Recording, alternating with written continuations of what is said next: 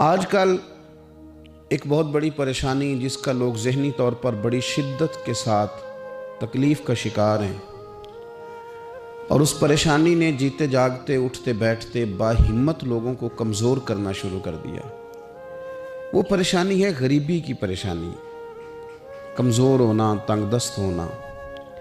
بڑے بڑے باصلاحیت لوگ ہیں، باشعور ہیں، فہم و فراست والے، اللہ تبارک و تعالیٰ نے ساری نعمتوں سے انہیں نوازا ہوا ہے، لیکن ایک پیسہ نہ ہونے کی وجہ سے وہ عدم اعتماد کا شکار ہے۔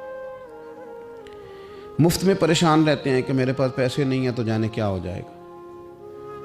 غریبی، غربت آزمائش ضرور ہے، لیکن اس کا یہ مطلب نہیں ہے کہ ہم اس قدر زیادہ اپنے آپ کو احساس کمزوری میں لے جائیں کہ ہماری باقی ساری نعمتوں کا ہم شکریہ ہی ادا نہ کریں اور کسی اور خوبی کو اپنے اندر محسوس ہی نہ کریں۔ یہاں تک حالات خراب ہو گئے کہ جو خودکشیاں بہت زیادہ کثرت سے ہونے لگی ہیں، تو ان میں بھی ایک بڑی وجہ دولت کا نہ ہونا، پیسوں کا نہ ہونا، غریبی کا ہونا۔ اس میں شک نہیں کہ انسان بہت سا ذہنی تناؤ کا شکار ہوتا ہے اگر اس کے پاس اس کی ضروریات کے تعلق سے پیسے نہ ہوں، لیکن یہ کہ اس کو ذہن پہ سوار کرنا اور ہر وقت یہی بات کرنا، اس بات کو اچھی طرح سب سے پہلے سمجھ لیں کہ نبی پاک صلی اللہ علیہ وسلم دن میں ایک وقت روٹی کھانے اور 3 دن فاقہ کرنے کے لیے مجبور نہیں۔ کائنات کے خزانوں کی چابیاں اللہ نے اپنے محبوب کو عطا فرمائی ہیں، لیکن اس کے باوجود نبی کریم صلی اللہ تعالیٰ علیہ وسلم نے فقر کو اختیار کیا۔ حضور نے غریبی کو پسند کیا۔ تھوڑے پہ گزارا کرنا، تھوڑے پہ زندگی گزارنا، اس کو ترجیح دی رسول کریم نے۔ یہ جو فقیری ہے نا، فقیری یہ اتنی حسین چیز ہے کہ یہ میرے نبی پاک کی پسند ہے، یہ حضور کی پسند ہے۔ اس فقر کے اندر جو حسن ہے اور اس فقیری کے اندر جو طاقت ہے اور اس کی جو خوبصورتی ہے، اس کو اگر ہم ملاحظہ کرنا شروع کریں اور اس پر ہم تھوڑی توجہ دینے لگیں، تو ہو سکتا ہے بہت سارے لوگ جو غریبی کو اپنے لیے ذہنی اذیت محسوس کرتے ہیں، وہ فقر کو فخر سمجھنا شروع کر دیں، وہ اس کو بطور اعزاز کے اپنے لیے لیں۔ اسی طرح کچھ لوگ ایسے ہیں کہ جو سوسائٹی کے اندر کوئی بڑا مقام نہیں رکھتے، کوئی سیاسی، سماجی، مذہبی بڑا قد کاٹ نہیں رکھتے، وہ بھی اپنے آپ کو بڑا کمزور محسوس کرتے ہیں۔ وہ سمجھتے ہیں کہ شاید دنیا میں بڑا آدمی وہی ہوتا ہے جس کی ایک فون کال پہ سارے کام ہو جائیں۔ ایسا نہیں ہے۔ اگر آپ نے اپنی زندگی کو تقوی کے مطابق رکھا ہوا ہے، اللہ سے ڈر کے وقت گزار رہے ہیں، شریعت اسلامیہ کی حدود کا خیال کرتے ہیں، تو پیسوں کا نہ ہونا یا سوسائٹی میں بہت بڑے مرتبے اور نام کا نہ رکھنا یہ کوئی زیادہ اہمیت نہیں رکھتا، بلکہ اہمیت تو اس بات کی ہے کہ ہم اللہ رسول کی رضا کے مطابق چل رہے ہیں کہ نہیں چل رہے۔ نبی پاک صلی اللہ تعالیٰ علیہ وآلہ وسلم نے جو کامیابی ہمیں بتائی ہے اور جو انتقال کے بعد قیامت کا منظر گزرنے کے بعد ہمارے لیے کامیابی ہے، وہ جنت ہے۔ جنتی اور جہنمی برابر نہیں ہو سکتے۔ لا یستوی اصحاب النار و اصحاب الجنہ، جنتی اور جہنمی برابر نہیں، بلکہ اصحاب الجنتی ہم الفائزون، یہ جنت والے ہیں، یہ کامیاب ہونے والے لوگ۔ جنتی اور جہنمی برابر نہیں، قرآن مجید نے فیصلہ کیا کہ یہ برابر نہیں، بلکہ جو جنت میں چلا گیا وہ کامیاب ہو گیا، وہ اللہ کی رحمت کے قریب چلا گیا، خدا کا فضل اسے نصیب ہوا۔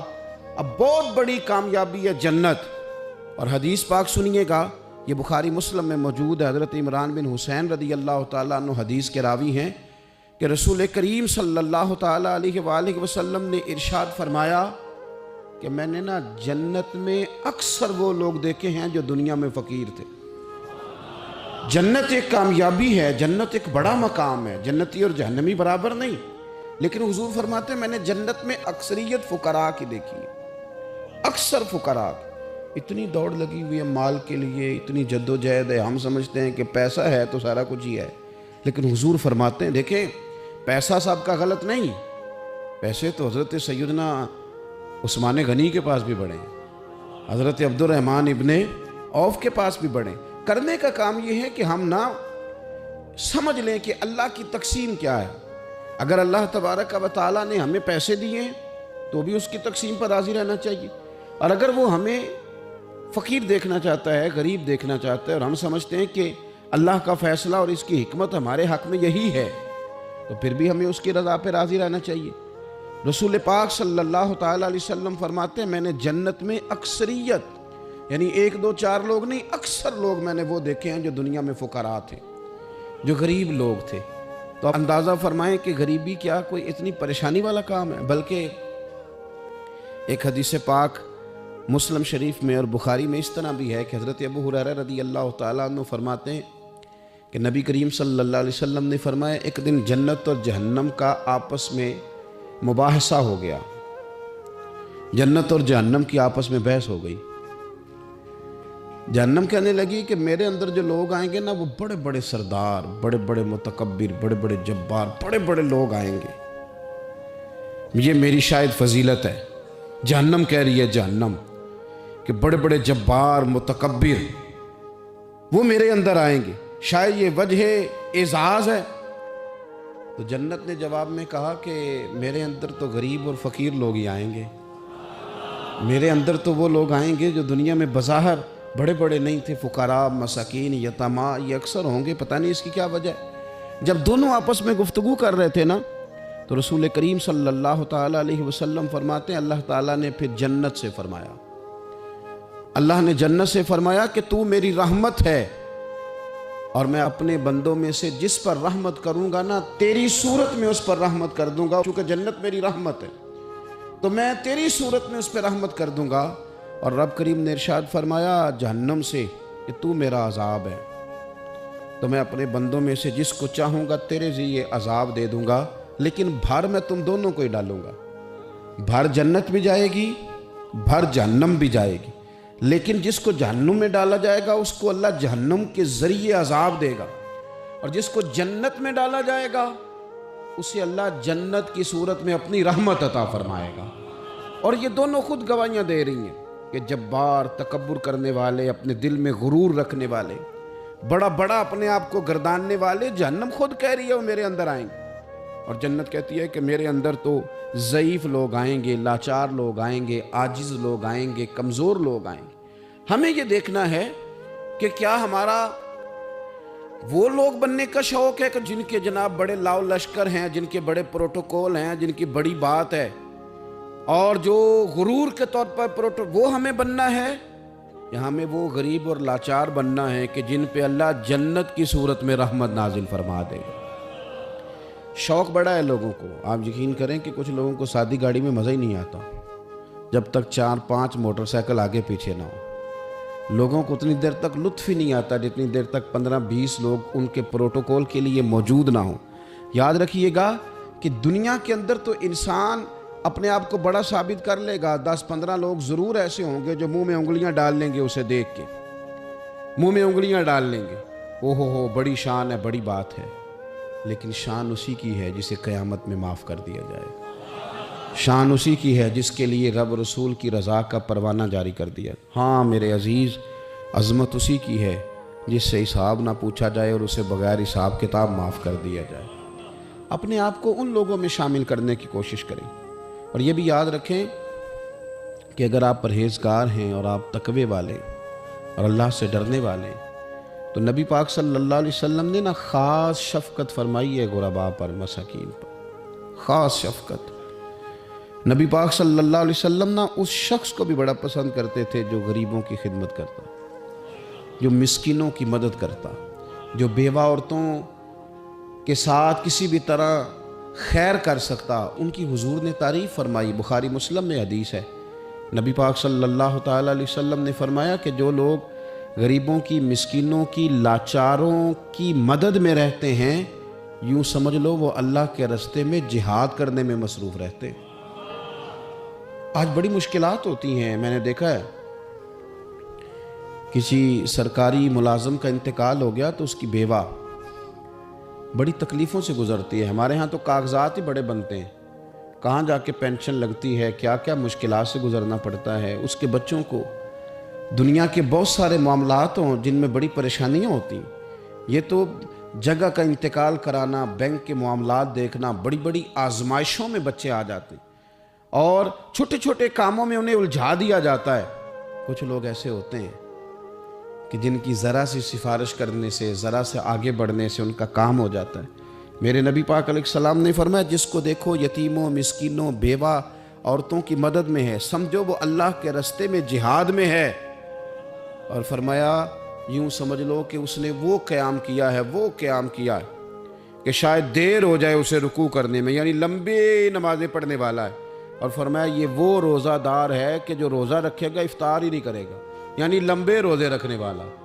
گویا مسکینوں، یتیموں، بیواؤں کی مدد میں رہنے والا اس طرح ہے جس طرح ساری ساری رات نفل پڑھنے والا اور ہر روز کے نفلی روزے رکھنے والا۔ تو آپ یہ سمجھ لیں کہ ان لوگوں کے ساتھ حضور نے خاص، ہمارے ہاں نا امیر کا تو ویسے دل کرتا ہے کہ وہ امیر لوگوں کے ساتھ دوستی رکھے، ان کے تو ویسے ہی بڑے مسئلے ہیں بیچاروں کے، انہوں نے اپنے کام نکلوانے ہوتے ہیں، تاجروں کو کچھ سیاستدانوں سے ربط رکھنا پڑتا ہے، بڑے بڑے مسئلے ہیں، بڑے بڑے مسائل ہیں، بڑے بڑے لوگوں سے لوگوں نے رابطے رکھے ہوتے ہیں کہ دنیا میں اگر کوئی کام پڑ گیا، کوئی مشکل آ گئی تو ہم ذرا فٹافٹ ان سے بات کر لیں گے۔ یہ تو معاملہ اپنی جگہ پہ قائم ہے کہ تاجر نے، سیاستدان نے، بڑے لوگوں نے بڑے لوگوں سے ربط بنائے، لیکن اب کمزوری اس طرح کی آتی جا رہی ہے کہ غریب بھی غریب سے دوستی نہیں کرتا، غریب بھی ڈھونڈتا پھرتا ہے کہ کوئی امیر آدمی ملے، کوئی تگڑا آدمی ملے، وہ بھی منت کر کے فوٹو کھنچوائے گا تو کھنچوائے گا کسی رئیس کے ساتھ۔ غریب بھی پسند نہیں کرتے کہ ہم غرباء کے ساتھ پیار کریں۔ ہمارے دائیں بائیں بہت سارے ایسے لوگ ہوتے ہیں جو کمزور ہوتے ہیں، اور میں نے دیکھا ہے کہ زندگی میں تو خیر کرنا دور کی بات ہے، جنازے تک میں لوگ نہیں جاتے۔ اس میں بھی دیکھتے ہیں کہ کوئی امیر آدمی ہو تو پھر ذرا دوڑ کے، کوئی سیاسی قد کاٹ والا ہو تو سارے آگے بڑھ بڑھ کے چہرے دکھاتے ہیں، اس کے بچوں سے ملتے ہیں کہ صاحب میں آیا ہوا ہوں، میرا ذرا خیال کرو، میں پہنچ گیا ہوں، میرے نمبر لگا دو، میں آ گیا ہوں۔ وہ خیال کرتے ہیں کہ ہم پہنچ جائیں، ہماری شرکت جو ہے وہ شمار کر لی جائے۔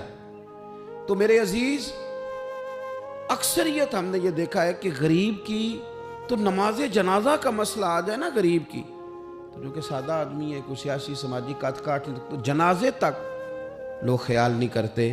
حالانکہ میرے نبی پاک علیہ السلام نے تو فرمایا جنازہ ایک مسلمان کا دوسرے مسلمان پر حق ہے، اس میں کوئی آپ کا سماجی رابطہ ہونا ضروری نہیں، کوئی سیاسی قد کاٹ ہونا ضروری نہیں، یہ تو ایک مسلمان کا دوسرے مسلمان پر حق ہے، اور حق اچھے طریقے سے ادا کرنے کی کوشش کرنا چاہیے۔ حدیث پاک سنی، حضرت ابو امامہ بن سہل بن حنیف رضی اللہ تعالیٰ عنہ حدیث کے راوی ہیں۔ اس حدیث کو امام نسائی رحمۃ اللہ تعالیٰ علیہ نے نقل کیا ہے۔ ارشاد فرماتے ہیں کہ اطراف مدینہ کے گاؤں میں سے ایک عورت بیمار ہو گئی، مدینہ کے ارد گرد گاؤں تھے، ان میں سے ایک عورت بیمار ہو گئی، بڑی مفلس تھی، غریب عورت تھی۔ تو نبی پاک صلی اللہ علیہ وسلم نہ اکثر اس کے بارے میں دریافت کرتے کہ بتاؤ اس بوڑھی اماں کا کیا حال ہے۔ ہمارے ہاں بھی خبریں آتی ہیں اخباروں میں، پوچھا جاتا ہے، لیکن کب؟ جب کسی بڑے آدمی کو کھانسی بھی لگ جائے، فلاں صاحب کو زکام ہو گیا اور ان کو فوری طور پر فلاں جگہ منتقل کر دیا گیا، اور سیاسی اور سماجی سرگرمیاں انہوں نے معطل کر دی، تو یہ خبر سب جگہ بریک ہوتی، اس کو فوری طور پر آگے بڑھانے کی کوشش کی جاتی۔ ایک غریب عورت ہے، مجبور ہے، اور مدینے کے نہیں، مدینے کے اطراف میں جو گاؤں ہیں ان گاؤں کے رہنے والی ہے، پر اس کے نصیب دیکھو، اس کا مقدر دیکھو، ہر جگہ مدینے والے محبوب کے تذکرے۔ وہ کتنی نصیبوں والی عورت ہے جس کے بارے میں حضور کئی دفعہ پوچھتے کہ اس بیمار کا حال بتاؤ۔ بظاہر اس کا کوئی سیاسی، سماجی، مالی قد کاٹ نہیں، لیکن یوں لگتا ہے کہ اس کا قد حضور کی تیمارداری کی برکت سے، جب نبی پاک نے اس کا پوچھا ہوگا تو یوں لگتا ہے اس کا قد آسمانوں کے برابر چلا ہو گیا، آسمانوں کے برابر چلا گیا ہوگا۔ رسول کریم علیہ السلام بار بار پوچھتے، اور جب اس کے زیادہ بیمار ہونے کی خبر آئی تو حضور نے فرمایا اگر وصال ہو گیا تو مجھے خبر کرنا۔ صحابہ کرام فرماتے ہیں رات کو وصال ہوا، رات کے وقت ہی غسل کفن کر کے اسے مدینہ شریف لایا گیا، لیکن جب معلومات کی گئی تو حضور بظاہر آرام فرمائے، حضور آرام کر رہے ہیں۔ صحابہ نے مناسب نہیں سمجھا کہ نبی پاک علیہ السلام کو تکلیف دی جائے، سرور کائنات صلی اللہ علیہ وسلم کو جگانا مناسب نہ سمجھا۔ لوگوں نے نماز جنازہ پڑھا، اس کو دفن کر دیا۔ حضور نے صبح پوچھا مجھے خبر کیوں نہیں دی؟ بڑے جنازے ہو کے گزر گئے، بڑے لوگ تھے جو چلے گئے، لیکن یہ کتنی نصیبوں والی ہے کہ حضور نے فرمایا مجھے بتایا کیوں نہیں؟ اب مجھے بتاؤ او یارو، ذرا غور کرنا، ساری دنیا گنبد خضرا پر، ساری دنیا حضور کی بارگاہ میں سلامی دینے، اور میرے نبی کریم صلی اللہ علیہ وسلم نے کیا فرمایا؟ فرمایا مجھے بتاتے نہیں اس کی قبر کہاں ہے؟ یعنی حضور قبر کا پتہ پوچھے؟ محبوب حضور تو ویسے کسی جگہ قریب سے گزر جائے نا تو اعلیٰ حضرت فاضل بریلوی فرماتے ہیں وہ جس سمت آ گئے ہیں کوچے بسا دیے ہیں، وہ تو علاقہ ویسے ہی مہک جاتا ہے، بس جاتا ہے۔ حضور قبر کہاں ہے؟ اس کا کوئی سیاسی قد کاٹ ہے؟ یہ کوئی بہت بڑے قبیلے کی ہے؟ حضور نے فرمایا دیکھو غریبی کو اعزاز اس طرح دینا، غریبی کے ساتھ رویہ یہ میرا اسوہ حسنہ ہے، اس طرح غریبوں کے ساتھ سلوک کرنا، پھر غریب مایوس نہیں ہوں گے، پھر غریب خودکشیاں نہیں کریں گے، پھر غریب اپنے آپ کو معاشرے سے کٹا ہوا محسوس۔ کہاں ہے اس کی قبر؟ یا رسول اللہ اس قبرستان میں یہ قبر ہے، یہ میرے نبی پاک کا اعزاز ہے، یہ حضور کا اعزاز ہے۔ ویسے تو دوسرا جنازہ جائز نہیں، اگر وارث جنازہ نہ پڑھیں تو پھر دوسرا جنازہ پڑھا جا سکتا ہے، لیکن حضور تو وارث ہے نا اپنی ساری امت کے۔ تو نبی پاک قبر پہ کھڑے ہوئے، فرمایا بناؤ صفے، میں دوبارہ جنازہ پڑھانا چاہتا ہوں۔ ایک دیہات میں رہنے والی مفلس عورت، ایک دیہات میں رہنے والی غریب عورت، وہ بی بی جس کا کوئی بظاہر لمبا چوڑا نام نہیں، کوئی بڑے القابات سے پکارا نہیں جاتا، حضور نے 4 تکبیروں کے ساتھ امام نسائی نے لکھا ہے دوبارہ جنازہ پڑھا ہے، اور لوگوں کو بتایا کہ اس طرح کر کے اگر تم غریبی سے پیار کرو گے نا، ان کی مہک نے دل کے غنچے کھلا دیے ہیں، وہ جس راہ چل دیے ہیں، کوچے بسا دیے ہیں۔ اور کیا خوبصورت انداز ہے فاضل بریلوی کا، کہنے لگے کہ میں مجرم ہوا کا مجھے ساتھ لے لو، کہ رستے میں ہیں جا بجا تھانے والے۔ حضور آپ مہربانی کریں، ایک دفعہ تشریف لائیں، ایک دفعہ تشریف لائیں، میرا بازو پکڑ کے مجھے گزار دیں۔ وہ کتنی نصیبوں والی ہے کہ بن بلائے ہی محبوب اس کی قبر پہ پہنچ گئے ہیں۔